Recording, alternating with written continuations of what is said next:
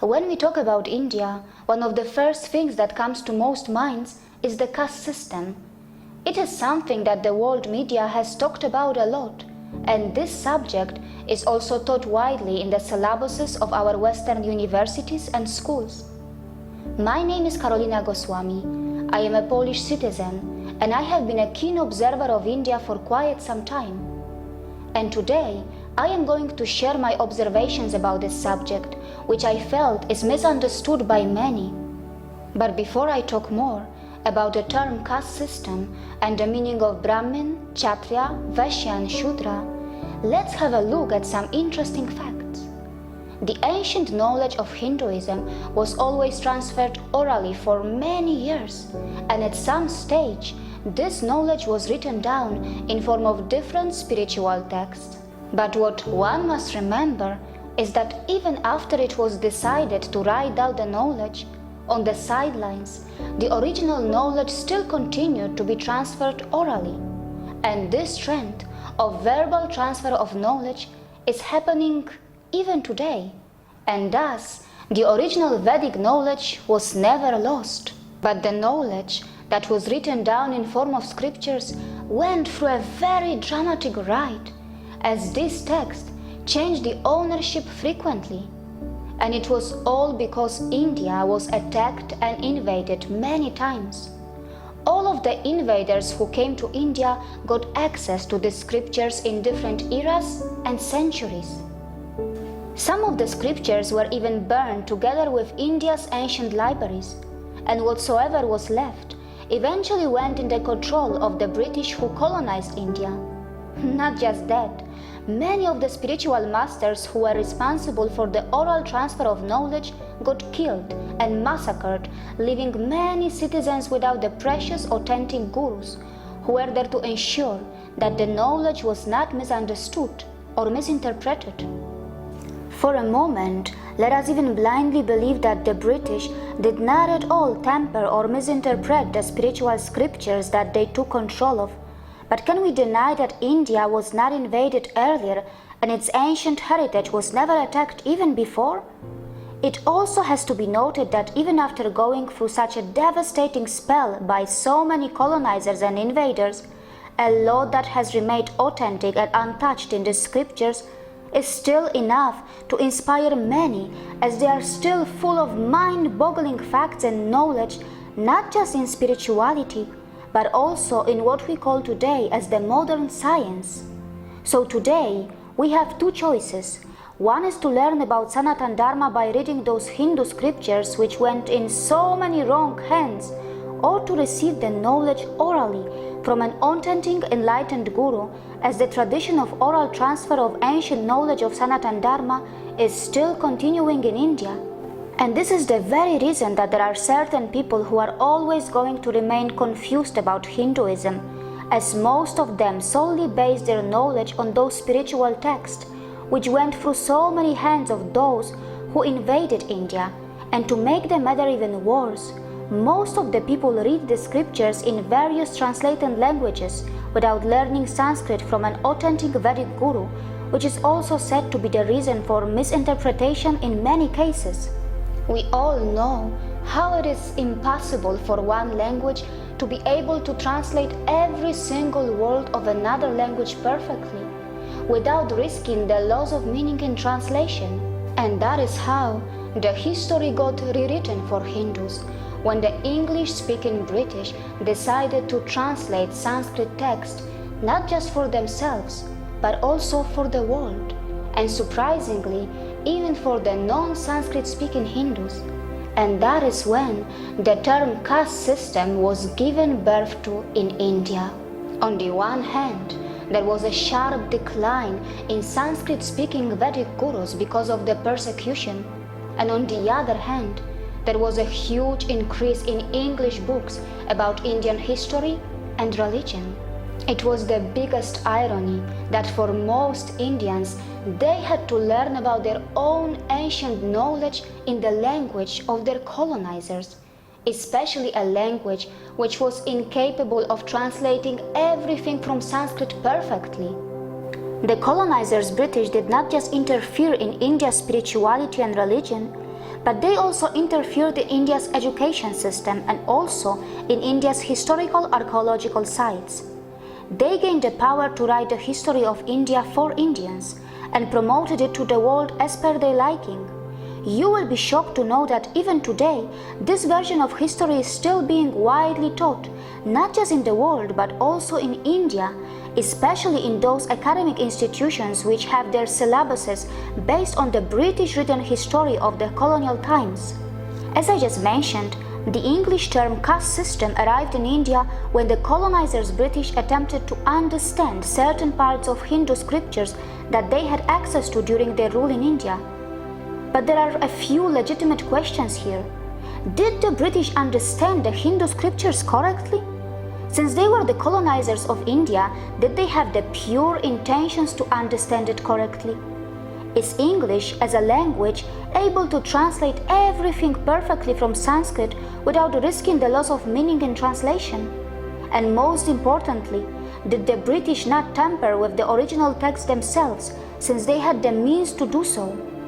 These questions make even more sense, especially when one can so easily notice that the British did not highlight, praise, and promote hundreds and thousands of quotes in Hindu scriptures which so clearly promoted equality and opposed any kind of discrimination.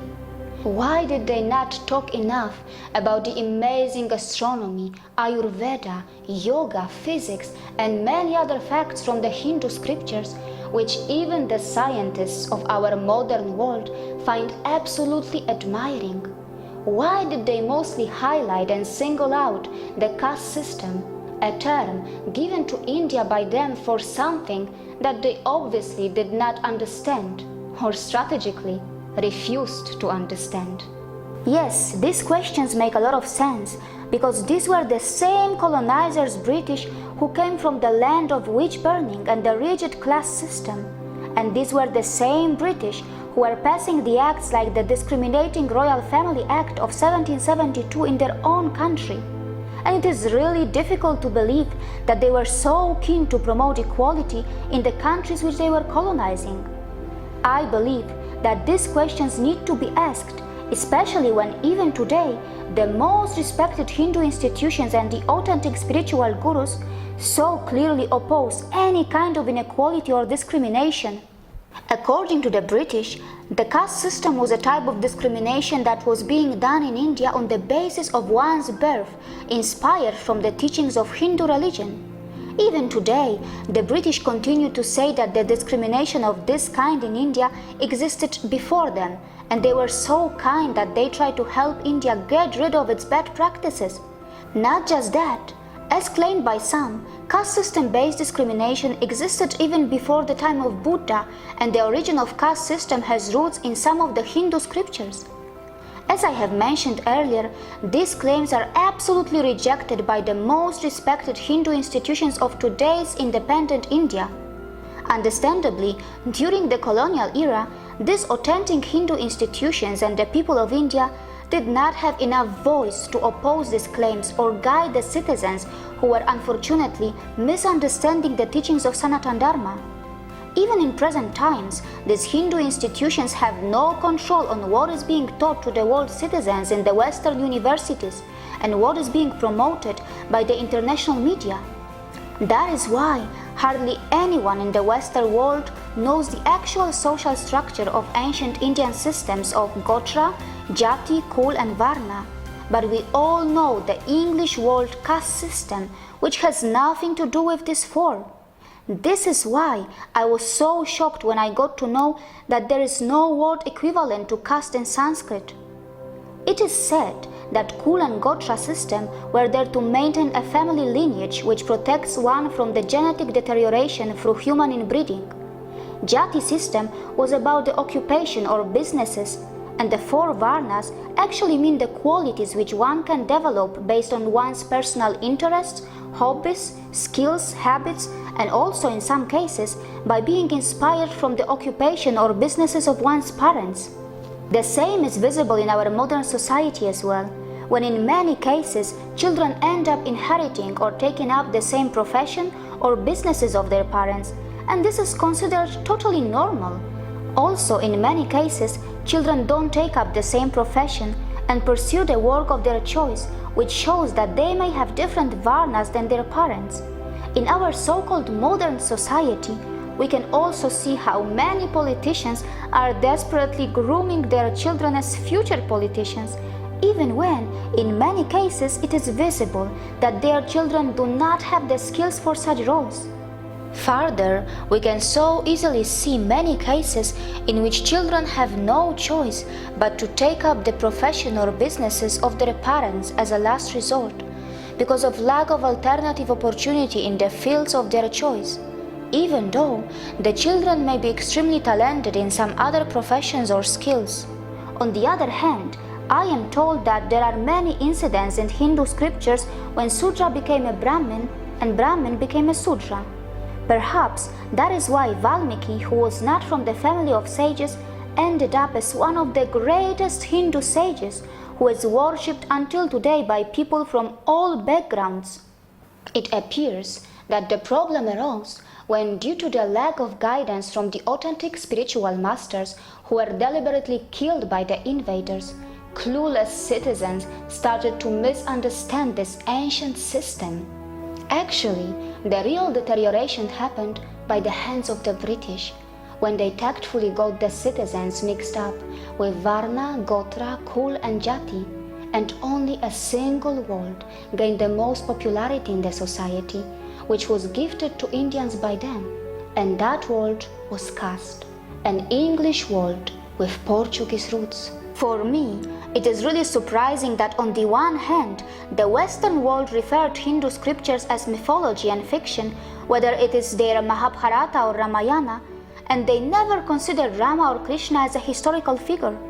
But on the other hand, the moment they talk about the caste system, suddenly all the Hindu scriptures become historical books, and from these books, any verses or quotes of their choice become a historical reference point or a historical statement.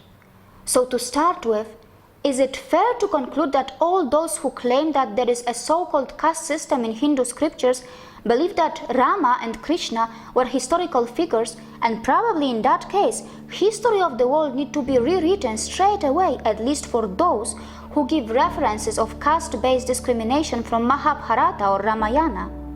Shockingly, India is still suffering from a phase which one may call a post-colonization syndrome, and many of its educational institutes are still teaching the syllabuses based on the British syllabuses of the colonial times.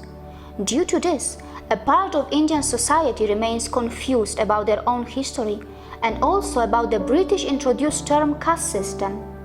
But one can easily question why even in this newly independent state of India, the governments do not get rid of these colonial times syllabuses.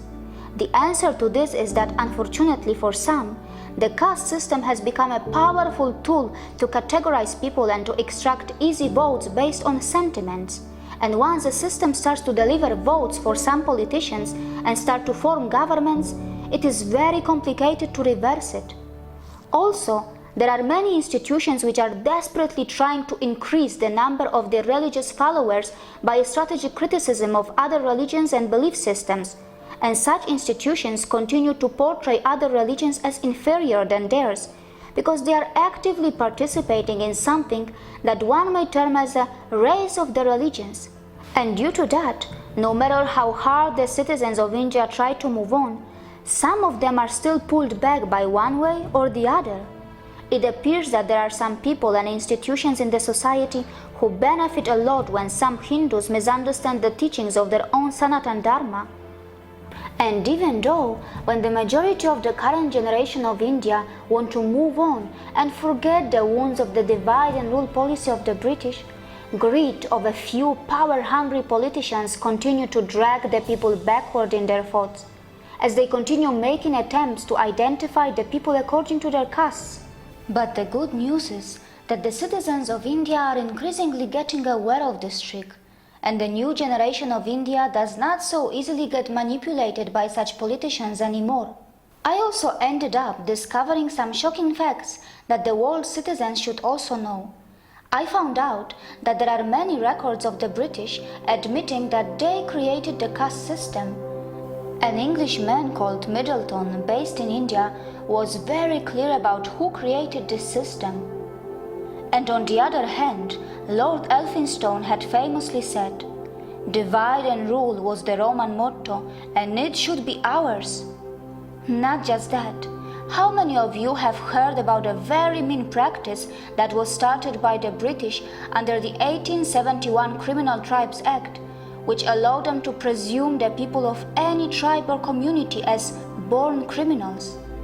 To better understand the mind of the colonial British, we can remember the words of James Fitzjames Stephen, another parliamentarian, who said that certain Hindus are born criminals and need to be exterminated. This act allowed the British to monitor the movements of these poor innocent people and also gave them the powers to arrest anyone who, according to them, came under this born criminal category. This law was enforced for almost 80 years, and these poor people had no choice but to work as sewage workers and tanners.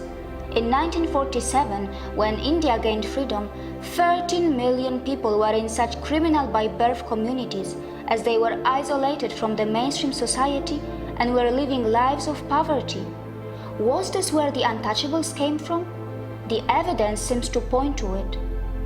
I can go on and on, but it is already so visible that the British exploited India by using their divide and rule policy.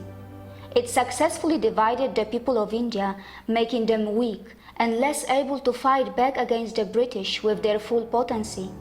Instead, the implementation of their divide and rule policy was so successful that Indians even ended up fighting against each other in the wars engineered by the clever British. All of this I thought was past history, but I was shocked to find out, and the world will be shocked to know as well, that even today in the UK, Britishers are planning to divide and weaken the Hindu, Sikh and Jain communities living in England. I discovered the same old divide and rule of Lord Elphinstone being used by someone called Lord Harris, who has started to spread the colonial idea of the caste system, but now in England, and he wants to recognize caste system in law as an Indian idea. As one can imagine, the most respected Hindu institutions in the UK are fighting against this proposed law. To start with, how the UK government can pass a law on caste when so many Hindu institutions of the UK completely disagree with the colonial British definition of the caste system. In different Hindu scriptures, with a little bit of effort, one can easily find thousands of quotes which absolutely reject any kind of discrimination and clearly promote equality, strongly outnumbering those quotes which are misinterpreted or are said to have been tampered with. Regardless of what the scriptures have in them, and regardless of all the endless debates of historians and scholars about the content of the scriptures, one must focus on the ground situation, as the debates between Sanskrit scholars and historians do not matter much to a common citizen. That is why, instead of just focusing on the Sanskrit scriptures, I decided to do a ground research in India about the current situation to discover how bad the overall situation is, as the country is still recovering from the aftermath of the colonial rule. Before I came to India, my knowledge of the so-called caste system of India was based on the information that we generally receive from the Western point of view. And from that point of view, I was told that the Brahmins are the highest and the most powerful community, then the Kshatriyas, then the Vaishyas, then the Sudras, and finally the so-called untouchables. According to the Western point of view, Brahmins are the priests, Kshatriyas are the warriors, Vaishyas are the businessmen, laborers are the Sudras, and the untouchables are outcasts called dalits. I was also told that these communities do not mix with each other socially.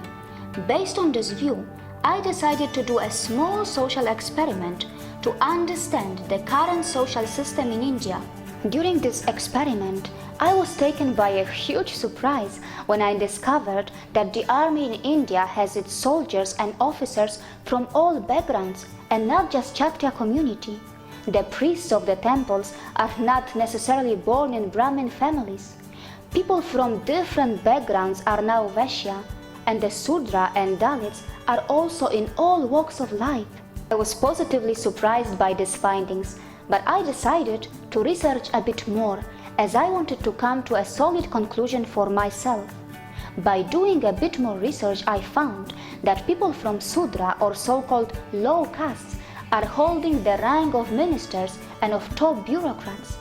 I was told that even the Prime Minister of India comes from a so-called low caste. But then I decided to find out about the people who the West calls untouchables. I was told that the so-called high caste people do not like to touch, drink water, or eat food from the so-called low caste or untouchables, and these people from the so-called low caste are not treated equally. So in order to check this, I decided to go to small food stalls, expensive restaurants, and even in the motels on the highways, and nowhere did I see people asking the caste of the person who was cooking. Hundreds of thousands of people were just coming, eating and leaving. Nobody even asked the name of the chef or the name of the customer. I also noticed hundreds of kitchens of so many temples which were cooking and feeding without asking the names, the religions, or the country of origin. Very interestingly, I ended up discovering the famous Indian delicacy of golgappe, and it is very important to discuss it here. This is a type of Indian dish in which the seller is literally preparing the snack in his own hands and giving it to others to eat it, almost like how a mother feeds her children. And I so easily observed that absolutely nobody was caring about the so-called caste of the golgappe seller at all. When I took my European friends to try this local delicacy, they hesitated as they did not like the idea of eating directly from the hands of another man. But on the other hand, Indians absolutely had no problems with that. Then I decided to research about the famous Hindu temples, and once again, I was shocked to find that none of these famous temples had any caste-based restrictions. These are the scenes of the famous Banka Bihari temple of Vrindavan. Look at these jam-packed streets with so many people. Everybody's bodies are being rubbed against each other, and simply nobody cares who they are touched by. And all of them are actually going to pray to Krishna, a god who himself did not take birth in a so-called high caste. Now, look at these celebration scenes of the ancient 5,000 plus years old Indian festival of Holi from Mathura, where again almost everybody is touching everybody to apply colors, and just nobody, absolutely nobody cares who they are being touched by. For me, it was very important to see how most ordinary people behave, as in a country of more than 1 billion people, it is very easy for the documentary makers to find a few villages or places with a few hundred or thousands victims of discrimination and interview them in order to prove that caste system-based discrimination exists. In fact, I learned that Tirupati's most important Hindu temple is actually offering a 3-month course to train 200 people who specifically belong to any so-called low caste, and they are going to be trained as priests. Such inspiring incidents show the strong intent of those who continue to follow the orally transferred knowledge of the spiritual masters and want to correct the thinking of those who have misunderstood the core values of Sanatan Dharma. Not just that, many top Hindu spiritual gurus are very vocal about treating all humans as equals, and it is so clear in their speeches. I decided to ask the followers of such gurus if they knew the caste of the guru that they are following, and almost none of them even knew the caste of those gurus who they were following so keenly. I also discovered many of these gurus are running free charitable hospitals within their ashrams, where people from all backgrounds and religions, and even from the foreign countries, are all treated equally. To be honest, my first expectation was that I would meet a lot of poor people among the Sudras, but then again I was shocked to find that those who were poor were actually from all castes and not just Sudras. I met a lot of poor Brahmins, Vaishya and Kshatriya as well. Eventually, I found all types of income groups in India, regardless of what their caste background was. I was then suggested to go and see the reality of the so-called caste system in the small villages and rural areas. Over there, I learned that in some cases, the people who are from the grandfather generation or those who are lacking the true Vedic knowledge tend to discriminate a bit.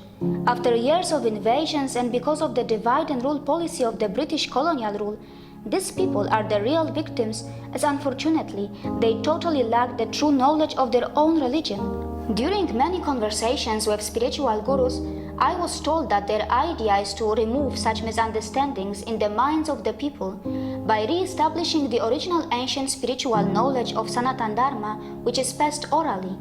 That is why many such Hindu gurus are doing campaigns in the different parts of the country to remove such misunderstandings. To my surprise, I even found some people regretting their fate that they were not born in the so-called low castes, as the government of India gives a lot of privileges to those people, and in India it is known as reservation. For instance, if you are born in a so-called high caste and even if you are extremely poor, the government will not give you any unique benefits whatsoever. But on the other hand, if you are a millionaire but born in a so-called low caste, you will get many types of unique privileges. To be honest, I found this a bit strange. Trust me, this picture was totally different to what in the West we are told about the Indian caste system-based discrimination. I also discovered that the vast majority of youngsters do not care about caste at all, and surprisingly many of them can't even recognize the caste of a person just by hearing the surnames anymore. But on the other hand, many so-called low caste are made aware of their caste due to the reservation policies of the government, and also by the politicians who still capitalize on caste world, and hence they tend to be more aware of their caste. It is also important to know that the youth of India is finally starting to get exposed to the correct knowledge of Vedas and Sanatana Dharma, and the negative effects of invasions and colonization are slowly diminishing. Of course, it is quite obvious that there may be people who do some kind of hate crimes in every country. Just like in our Western societies, old generation is a lot more racist than the young generation. And in a country of more than 1 billion people, these kinds of incidents can so easily be a few thousands. And to make a sensational documentary on caste system, you need only a few dozens of such victims, and this has unfortunately been a very popular trend so far. Lastly, I was told that discrimination lies in the fact that you can't marry in a so-called different caste. But marriages in India are also about the ancient Gotra system, which is there to prevent the genetic deterioration through human inbreeding. Well, for a system which goes back many thousands of years, that sounds pretty advanced, I would say, and that certainly needs to be explored, preserved, and admired. We must remember that even in our current Western societies, if a white is marrying a black or someone from another race or religion, it is frequently opposed and looked down upon by the elders and also by our religious institutions. I was also a victim of such discrimination in my own country, which is a part of Europe. Since I wanted to marry a Hindu man, I was not allowed to marry in a church in Poland because the church wanted us to give a signed written confirmation that we will raise our children only as Christians, and both of us refused that. Not just that, in the marriage celebration in Poland, some of my relatives refused to come because according to them, I was marrying a devil worshipper and a man from an inferior religion. But on the other hand, in our marriage celebration that took place in India, all the Hindu guests came and nobody cared at all that I was a Christian. I also noticed that the new Indian generation does not even care about Gotra or community, and thus the inter-community marriages are on a great rise as well. The only place in India where I found the use of the word caste more frequently is in the talk shows of the Indian news channels, in the Indian newspapers, and also in the speeches of Indian politicians. Going back to the UK, by introducing the ideology of caste into the consciousness of Britain, certain members of the UK Parliament are trying to portray Hindus as a community which suffers from internal discrimination. As I mentioned earlier, it is being strongly opposed by the majority of the Hindu organizations of the UK. For long, some people have constantly tried to prove that discrimination exists inside Hinduism by citing examples from India's history. They talk of Buddha's rise in India, but for every such example, people have responded by giving even stronger examples which seriously contradicts this allegation. For instance, Ravan, who was defeated by Sri Ram, predates Buddha by thousands of years. On the other hand, as I mentioned earlier, Valmiki, who was also from a so-called low caste, is still worshipped today. And not just that, there are many such positive examples in different eras from the history of India which so easily outnumber the bad examples that are often chosen by opportunistic critics. It is widely accepted that the majority of these critics are misguided or seem to have a vested interest. In many cases, such people have a political agenda or sadly are people who have grown up either suffering from irrational hatred for Hindus or are deeply involved in a race of religion expansion. You will be shocked to know that even today many British are so keen to insult the religion of their former colonies by continuously projecting them as a community full of problems, overlooking their own domestic problems which are way bigger, by imposing such legislations which are based on the incorrect definition of Vedic scriptures and history. The British Parliament is sending a message to the world community that it can still willingly interfere in the religion of its former colony.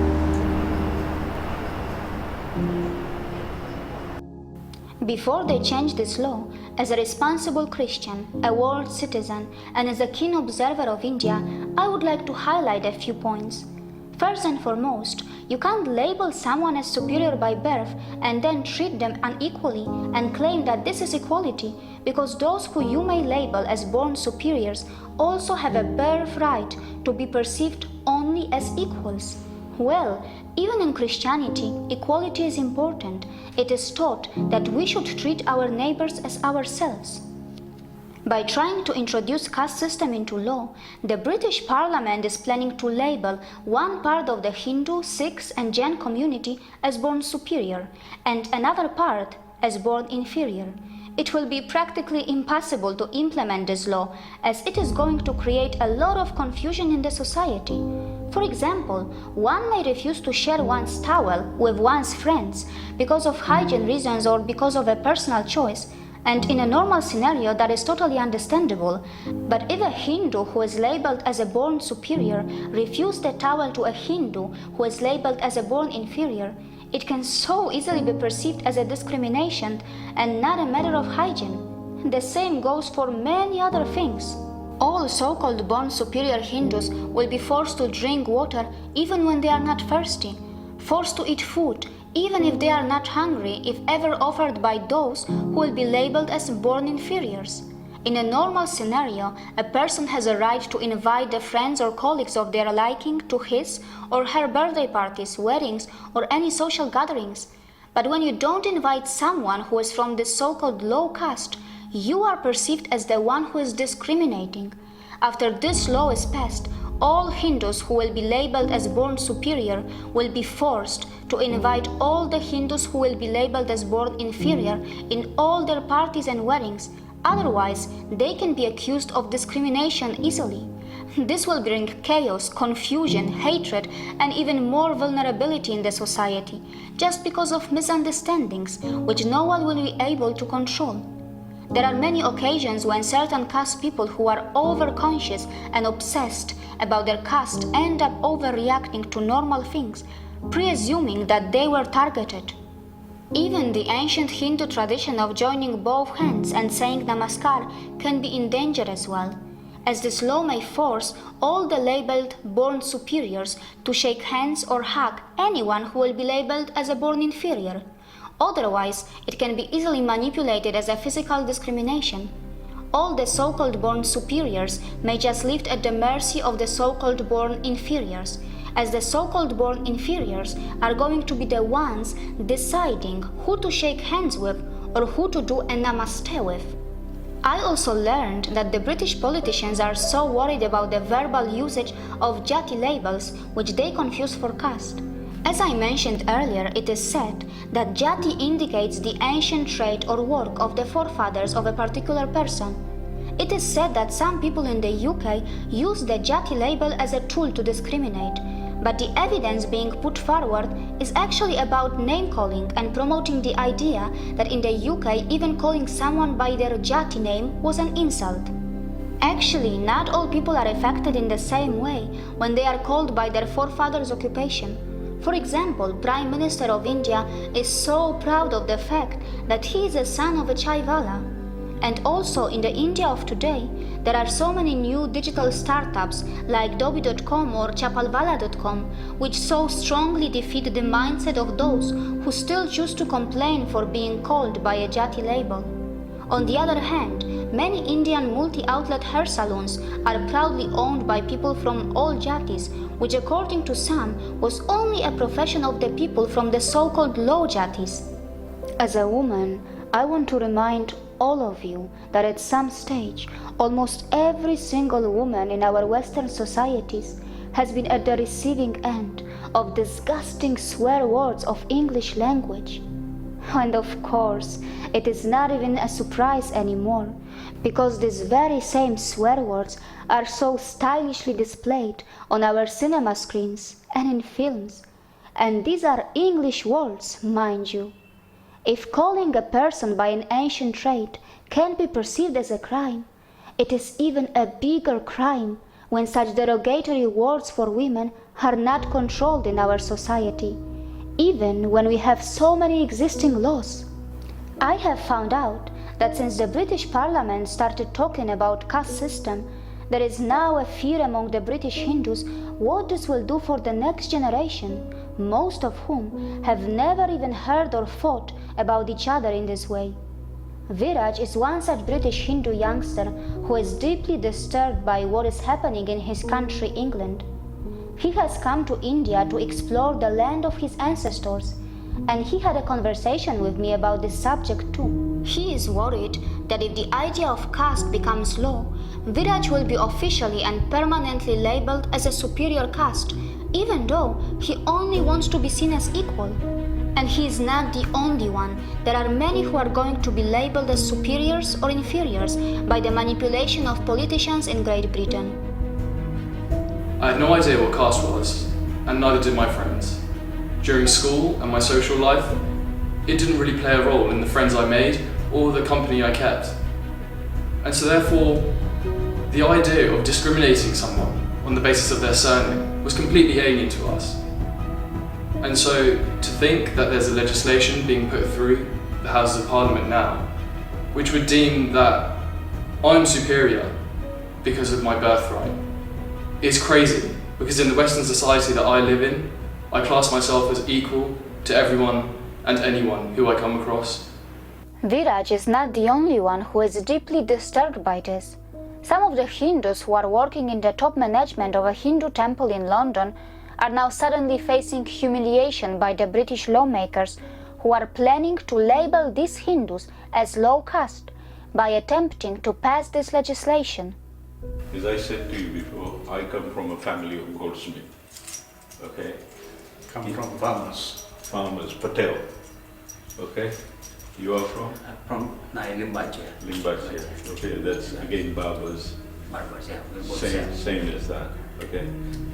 The community here is so integrated that when somebody says there is a caste legislation coming, we feel very annoyed that this kind of nonsense should never be there. We should not be wasting time and resources debating, discussing and bringing laws, yeah, that are going to make our lives difficult in this place where we are so deeply integrated.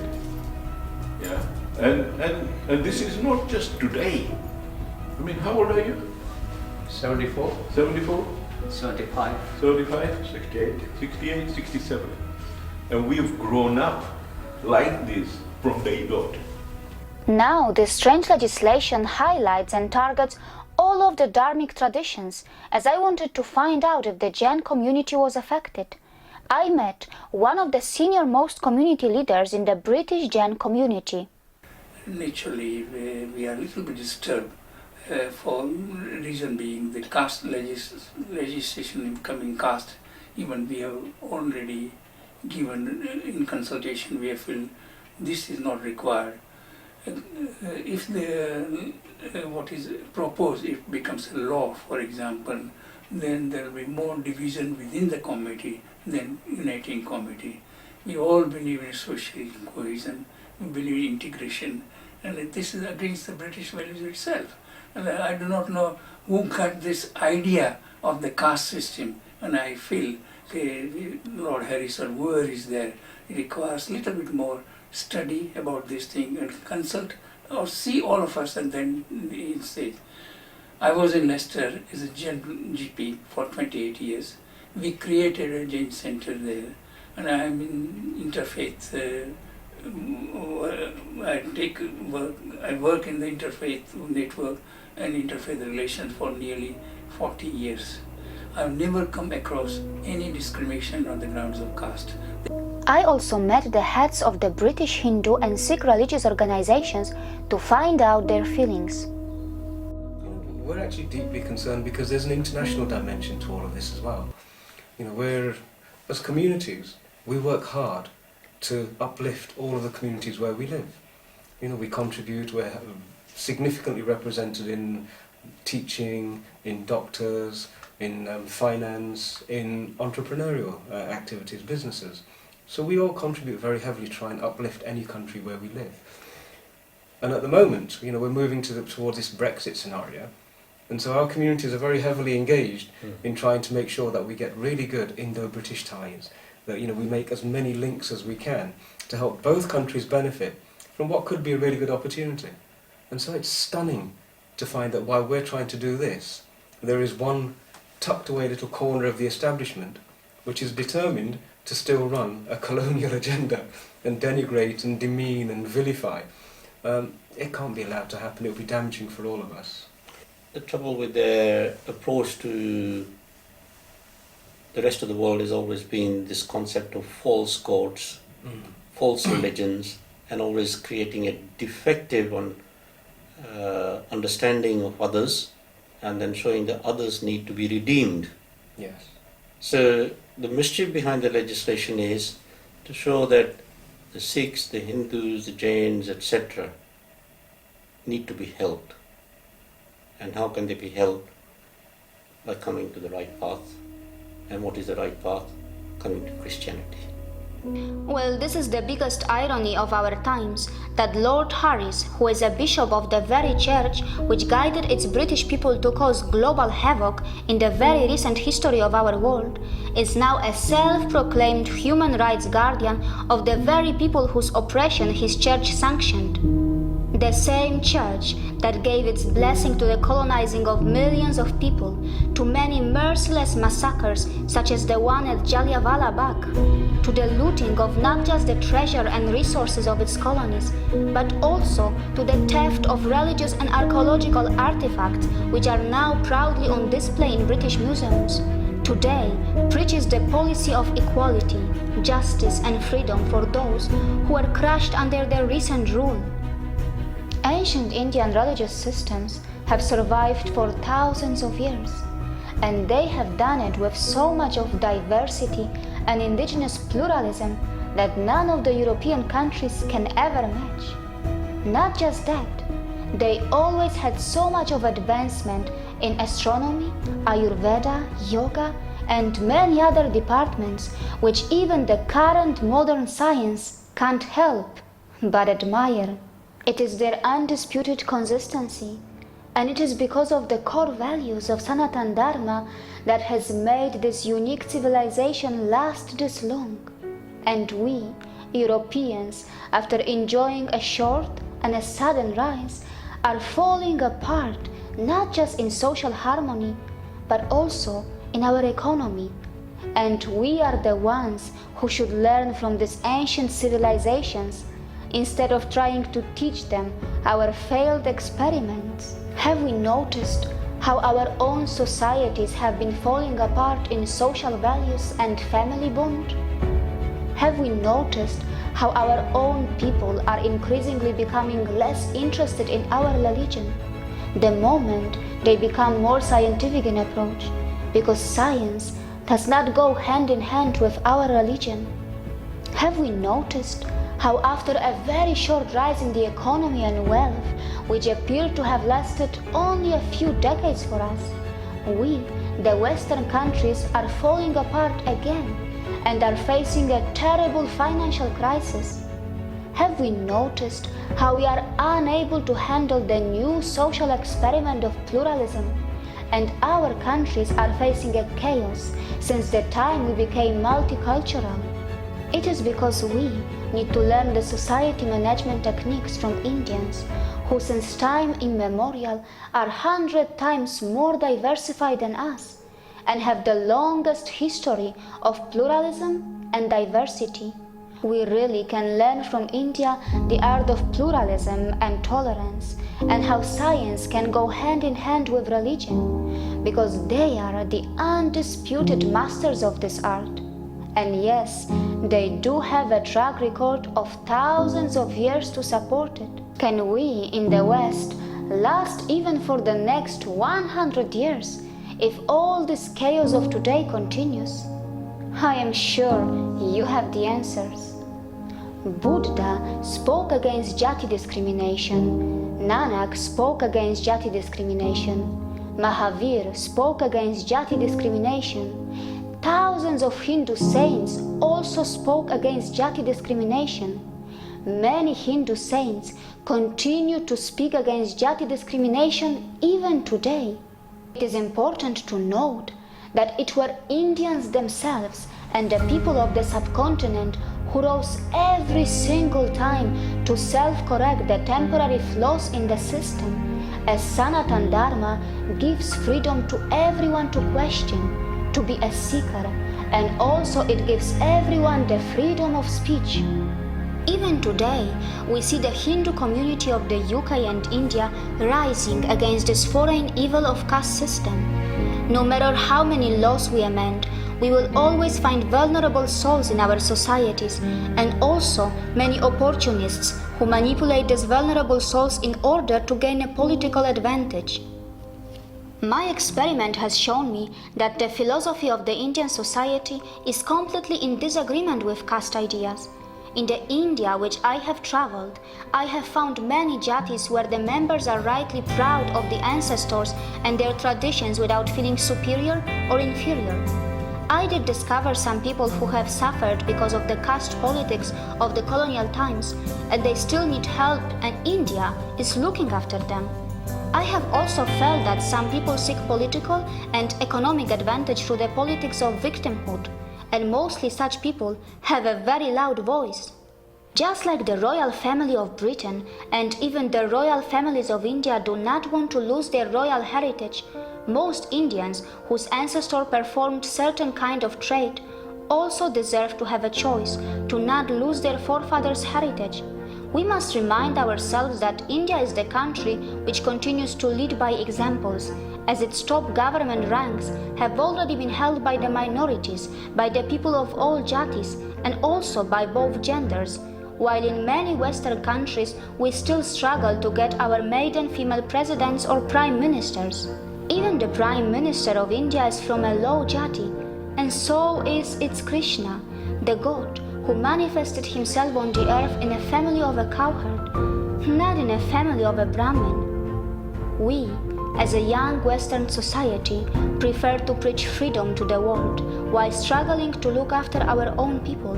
But the truth is that we need to learn the freedom from the core values of ancient Sanatan Dharma, which allows one to question and debate on its holiest Sanskrit scriptures, the freedom that it gives to even those who hardly understand or speak Sanskrit. It is the same freedom that it gives not just to its followers, but to even its ex-colonizers to translate and teach the Hindu scriptures to the world as per their liking. It is the internal democracy within Hinduism that no one is afraid to share his or her opinion and even question its holy scriptures and challenge the top Hindu gurus or temples. It is the freedom that it gives you to reject a concept or to believe a concept, or even create your own, as the Hare Krishna community did. And even today, under one umbrella of Vedic Sanatan Dharma, many such new concepts continue to be born based on the core values of human welfare. It is the freedom that it gives its people to choose their own path to God, choose whether one wants to visit a temple or not. choose whether one wants to pray or not, or even choose whether one wants to be an atheist or a devotee, because all it suggests to its followers and even to its non-followers is that nothing is more important than humanity and the welfare of our planet. It is the freedom that Hinduism gives to even people like me to speak about Hinduism even when I still consider myself a little student of this vast ancient knowledge. This is one religion that everyone can talk about and even criticize without any fear, whether one has the correct understanding of it or not, and whether one speaks or understands Sanskrit or not. And probably that is the very reason that it is so freely criticized.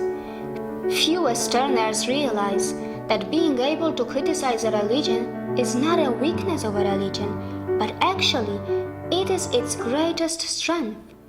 It is because the real secularism, pluralism, and tolerance of Hindus lie within their own religion, as its so many deities open up so many ways to pray to the same divine source and to ensure human welfare.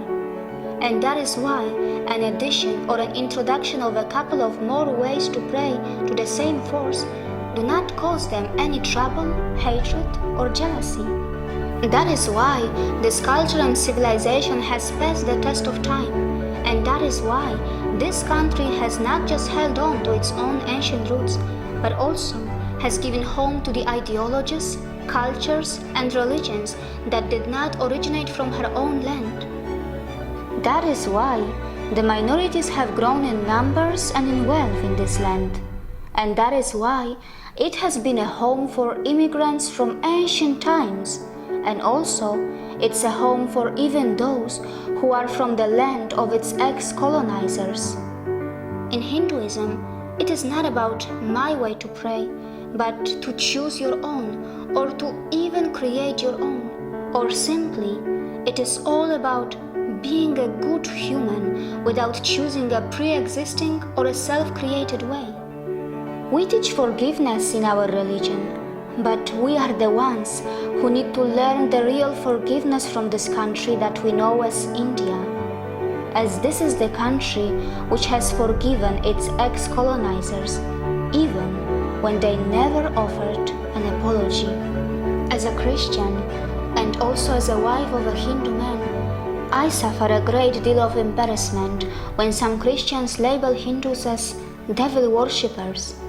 Since Hindus are such a small minority in the UK, their rights need to be protected to ensure that they are not hurt, and also to ensure that Christians like me are not embarrassed by the unfair treatment of other communities by our own Christian people. And this needs to be done especially when we are aware of the fact that the British Hindu community, which is only 2% of the population, actually contributes 6% of the GDP, and they are the second lowest when it comes to the rates of arrest, trial, or imprisonment.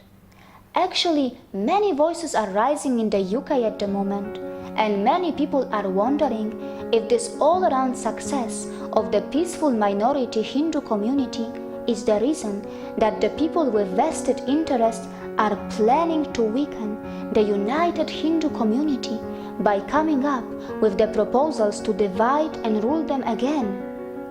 It's time that we, the Westerners, are brave enough to admit that the real correction in the society is not going to happen by bringing millions of amendments and laws, which may actually confuse the society even further, but by bringing much needed amendment in the thoughts and minds of our people, as even after all the existing laws and acts, many of us in the West are still racists, not just vocally, but also deep in our minds. If we don't change ourselves, but carry on changing words in books of law, we are only making everything worse, hiding hatred in our hearts. The hate crimes need to be fixed inside our thoughts, and the amendments need to be done in our hearts.